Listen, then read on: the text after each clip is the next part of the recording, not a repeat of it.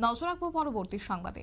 Kailashahar press ক্লাবের প্রয়াত বরিষ্ঠ সদস্য কার্যত প্রয়াত দুর্যটি প্রসাদ দেবের তৃতীয় মৃত্যুবার্ষিকী উপলক্ষে কৈলাসহর প্রেস ক্লাবে প্রয়াত সাংবাদিকের পরিবারের পক্ষ থেকে গরিব দুস্থদের মধ্যে বস্ত্র বিতরণ করা হয়েছে রবিবার। বস্ত্র বিতরণকে কেন্দ্র করে কার্যত কৈলাসহর বিধায়ক বীরজিৎ সিনহা, পৌর পরিষদের চেয়ারপারসন চপলা দেব রায়, ভাইস চেয়ারপারসন নীতিশ দে, গৌরনগর পঞ্চায়েত সমিতির vice chairman Mohammad Badruzzaman, Kailashahar press club সভাপতি মোহাম্মদ জামাল উদ্দিন, সম্পাদক সুকান্ত চক্রবর্তী সহ অন্যান্যরা উপস্থিত ছিলেন। অনুষ্ঠানে পরিবারের পক্ষ থেকে স্বাগত বক্তব্য রাখেন ক্লাবের সম্পাদক সুকান্ত চক্রবর্তী। বস্ত্র বিতরণ অনুষ্ঠানে প্রয়াত সাংবাদিকদের পরিবারের তরফ থেকে প্রায় 50 জন দুস্থ মহিলাদেরকে বস্ত্র বিতরণ করা হয়েছে। বক্তব্য কি রয়েছে শুনুন।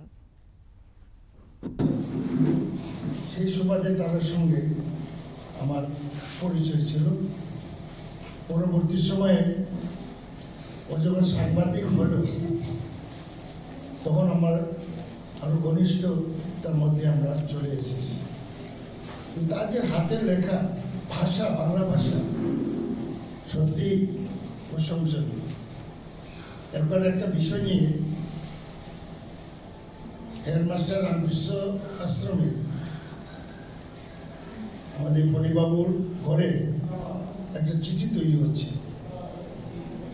ও কম ভাষায়, এত প্রাঞ্জল ভাষায় একটা চিঠি তৈরি করলো। যারা এখানে ছিলেন উচ্চশিক্ষিত লোক তারা খুবই প্রশংসা করেছে, আমিও ছিলাম। তখন আমি মিনিস্টার মনে হয়।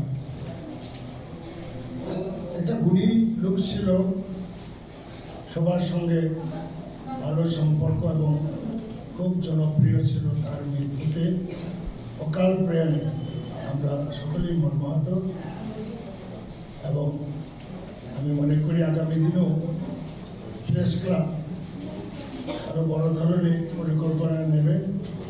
সেখানেও অগ্রিম আমাদের সঙ্গে যোগাযোগ করলে আমিও এবং আমরাও সহযোগিতা করব।